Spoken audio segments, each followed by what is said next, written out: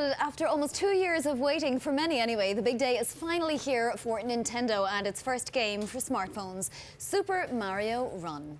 The release is the Japanese game maker's first full test in the mobile app gaming market. The move could pay off, as some industry analysts are saying Super Mario Run could be an even bigger hit than Pokemon Go. Signia Venture Partners co-founder and principal Sunny Dhillon joins us from San Francisco with more. I mean, it's hard to equate the two, right? Pokemon Go, you travel around, you look for characters and so forth. Super Mario Run is just a burst of adrenaline, Sonny. Would that be a correct assessment? I think this is one of the most exciting mobile titles to ship in history of mobile gaming, period.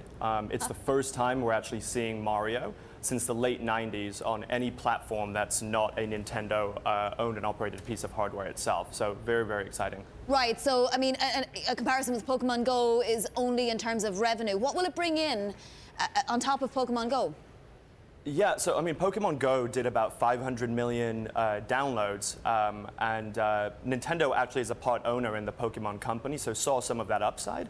I think it's completely fair to assume that to have high hopes for this game of Super Mario Run of 1 billion downloads and at a premium price of $10 per download. That's $7 billion for Nintendo and then $3 billion for Apple for its 30% cut. Sonny, let's talk about timing here. We've seen Nintendo have great success with the NES Classic out for sale this holiday season. It's been selling wildly. They, by all accounts, can't keep up with demand for that return of the vintage console. Why has it taken Nintendo, which pioneered video gaming, so long to come to the mobile platform?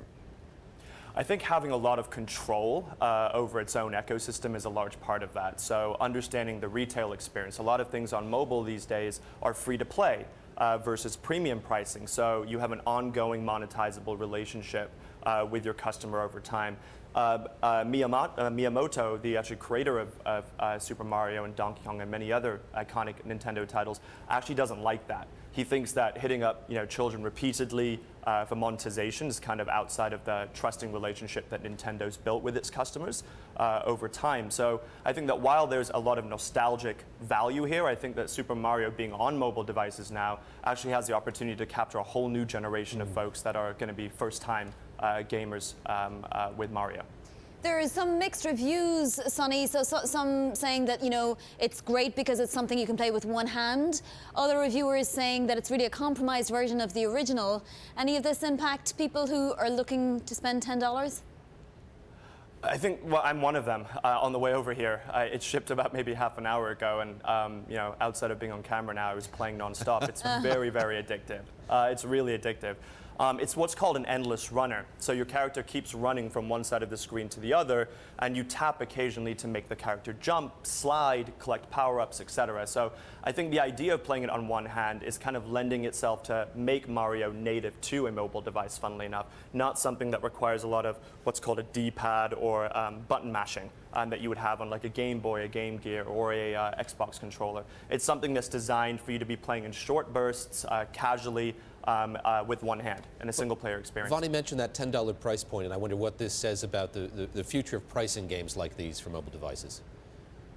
I don't think there's many brands out there that are able to charge that kind of premium pricing for a game. It's the nostalgic value and the quality of the IP that I think really commands that kind of that upper echelon of pricing opportunity. Most games that are topping the top grossing or top free game download charts, they're all free to play. So you don't pay anything, and then you pay for power-ups in Candy Crush or in Marvel's Conquest of Champions or in Clash of Clans. It's always free to try. So I think there's only a very small segment of brands that are going to be able to charge for that. And I think that's also a reflection on where mobile gaming is right now, where it's full of licensed IP.